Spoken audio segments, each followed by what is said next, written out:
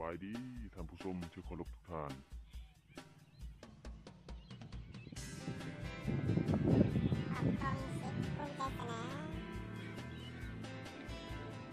รายการหมอนน้อยพาเที่ยว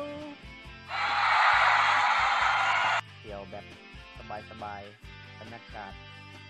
ยามแรงอยู่แถวเดินบานแคมป์เดินบาน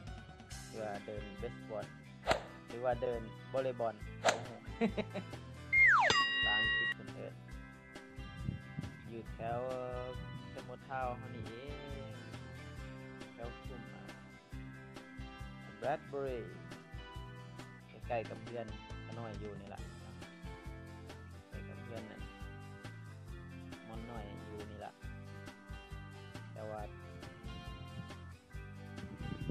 วิวนี่งามยอดวิวอ่อมค่ะเพราะว่าจะเป็นเดินหญ้าทางหญ้าคนออกกำลังกายทางหญ้าคนพิการมีเมื่ออันนี้ก็จะเป็นคลองระบายน้ำเสียระบายน้ำเสียแต่ว่าน้ำสะอาดเพราะว่าระบายได้ดีบ่มีน้ำทั้งแบบน้ำเปื้อนจะเป็นหัวขามต้นไม้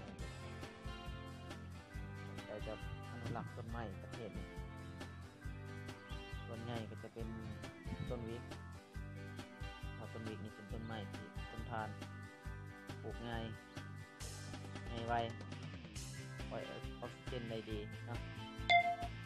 อากาศเป็นให้อากาศบริสุทธิ์อากาศหายห่วงเลยนี่มันต้นไม้อ้อมแถวเดินบ้านใกล้เพื่อนแต่ว่ามันงามต้นใหญ่เที่ยว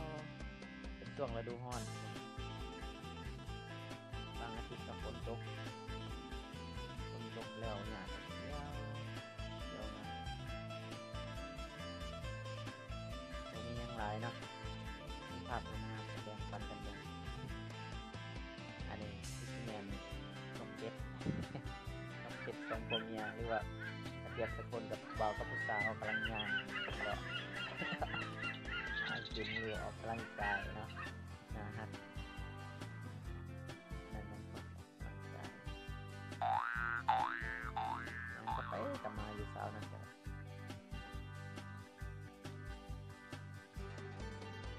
นี่มันอุโมงค์หลอดเส้นทางข้ามไปหลอดไปทางช็อปทางวูเวิร์ดทางสมอทาวมอเนาะมีคนยางหลอดไปหลอดมา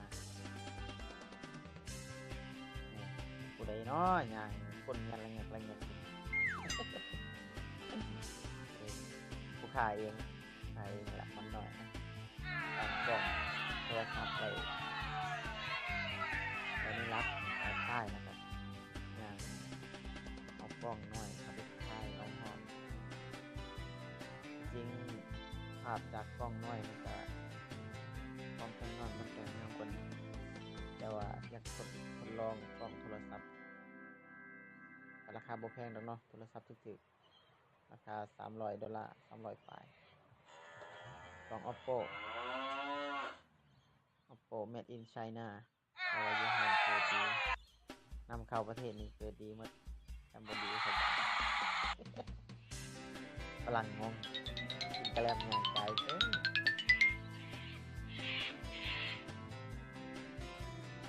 ยืนอีกโดนบ่นี่ไปทำแม่ทำหน่อยไปทำแม่ยังเช็คกล้องอยู่เนาะอันผู้ชมมาจากเบิ่งธรรมชาตินะประเด็นเบิ่งคนเจ้านั่งนี้นะนี่นะทำหน่อยนี้นะ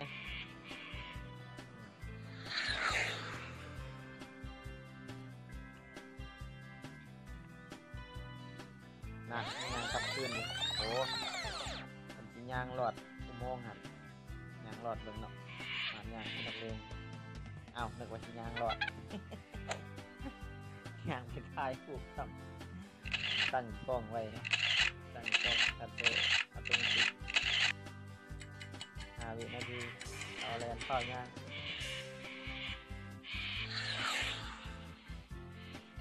ยังอีกยังอยู่อีกไปภาพอื่นครับมันภาพนกไล่หยอกกันในต้นไม้นกหลายประเทศเมื่อนาทีถ่ายภาพนกให้เบิ่งโตตั้งเทคนิคเนาะแบบอันนี้ผู้บ่าวผู้สาวมานั่งหยอกกันอย่างนี้ครับ